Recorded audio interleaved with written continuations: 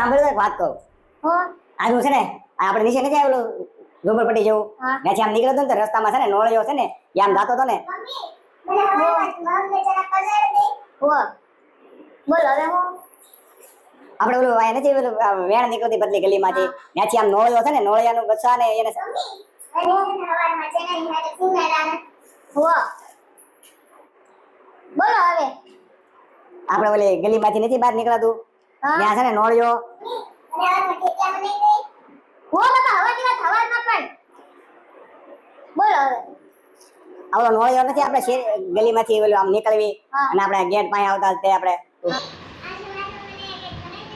કેટલી વખત કહેવાનું હવાની વાત